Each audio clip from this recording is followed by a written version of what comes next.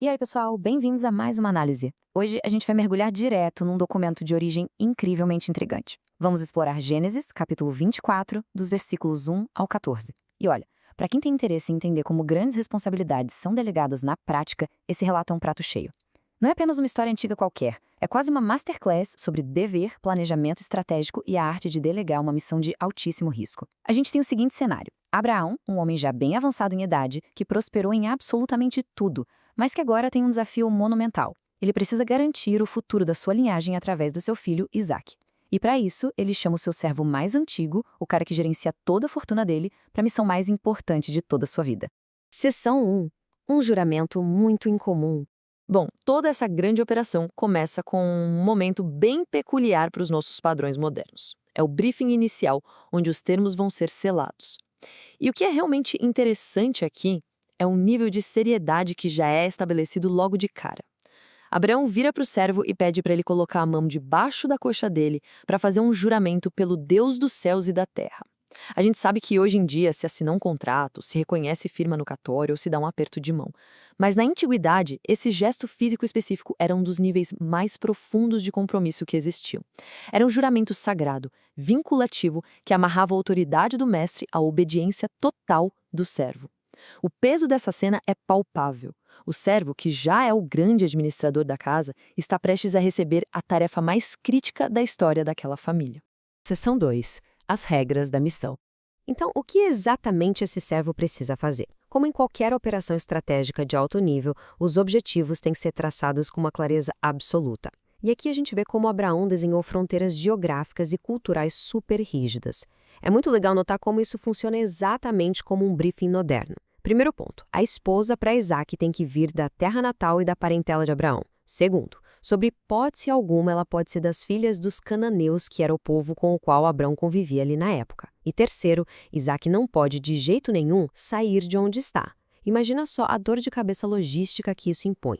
O servo vai ter que cruzar uma distância enorme, achar a pessoa certa baseada em critérios bem específicos de linhagem e ainda convencer essa pessoa a largar tudo para trás e voltar com ele. E é bem aqui que a genialidade dessa delegação aparece. O servo, sendo um estrategista para lá de experiente, antecipa o problema e questiona: tá, mas e se a mulher não quiser vir comigo para esta terra? Eu levo teu filho até lá? É aí que eles negociam o que a gente chama de lógica condicional, aquele famoso cenário de se, então. De um lado, a gente vê o cenário ideal: a mulher concorda, a missão é cumprida. Do outro lado, existe uma cláusula de escape claríssima. Abraão garante que, se ela recusar, o servo está totalmente livre do juramento, sem penalidades. A missão terá sido tentada, mas o servo não vai ser responsabilizado pelo livre-arbítrio de outra pessoa. É uma gestão de expectativas simplesmente perfeita. Mas tem um detalhe que é o limite negociável. A regra absoluta de Abraão é taxativa: não faça o meu filho voltar para lá. Ele confia tão plenamente na promessa de que a sua descendência herdaria aquela terra que andar para trás não é uma opção. Ele afirma com toda a convicção que um anjo seria enviado à frente do servo para garantir o sucesso de tudo. Com essa linha vermelha muito bem traçada e a cláusula de escape confirmada, o servo faz o juramento. O planejamento acabou, agora é a hora da execução. Seção 3. A jornada para a Mesopotâmia.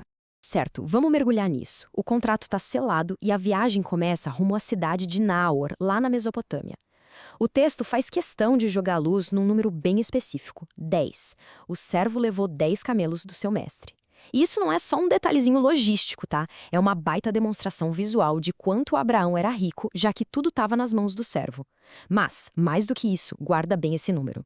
Transportar 10 camelos através do deserto já é uma mega operação.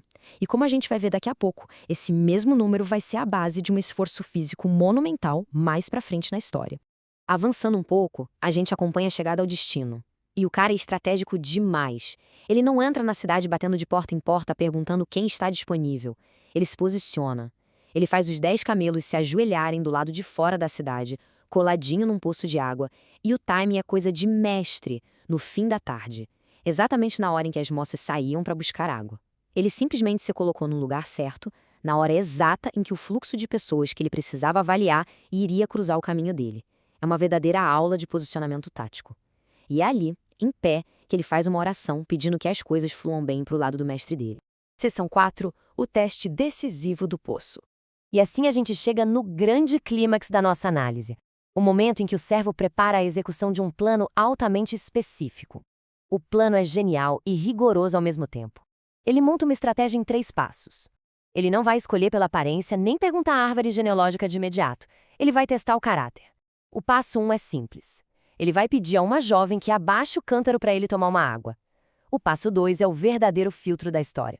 Ele vai observar se ela, por conta própria e sem ninguém pedir, vai oferecer água também para os camelos. E o passo 3 é a conclusão. Se ela fizer isso, bingo, é a pessoa certa. Essa é a exata frase que o servo estipula na cabeça dele que precisa ouvir. Ele pensa, a moça que me disser, bebe, e também darei de beber aos teus camelos, essa é a escolhida. E a gente precisa parar um segundinho para processar a loucura que é isso na vida real. A gente está falando de 10 camelos. Um camelo com sede depois de uma viagem longa bebe dezenas de litros de água rapidinho. Puxar água de um poço antigo, no braço, usando um cântaro para saciar 10 camelos, nossa, é um trabalho braçal intenso, exaustivo. É uma quantidade absurda de esforço físico, oferecida de forma totalmente voluntária para um desconhecido. O que a gente enxerga aqui é um sistema de seleção incrivelmente eficaz. Não era só para achar qualquer pessoa. Esse teste do poço é um filtro rigorosíssimo, desenhado para revelar traços de personalidade que não tem como disfarçar. Uma ética de trabalho incansável, uma hospitalidade extrema e aquela rara disposição de entregar muito, mas muito, além do que foi pedido. O servo criou uma prova prática de proatividade. É muito fascinante ver como esses conceitos milenares de seleção para uma responsabilidade gigantesca conversam tão perfeitamente com a forma como a gente avalia capacidade e resiliência ainda hoje. E é com essa reflexão que a gente encerra a estruturação dessa narrativa fantástica. Nós vimos regras claras, delegação com limites inegociáveis, posicionamento estratégico de mestre e um teste final implacável. Olhando para esses versículos de Gênesis 24, através de toda essa análise, fica no ar esta pergunta provocativa para a gente pensar. Tudo isso que a gente acompanhou foi puramente a fé de que um milagre divino ia acontecer, ou foi a execução de um filtro comportamental meticulosamente desenhado por um líder brilhante? Ou quem sabe, foi exatamente a combinação perfeita das duas coisas? Fica aí a reflexão. Valeu demais por acompanhar mais este estudo e a gente se vê na próxima.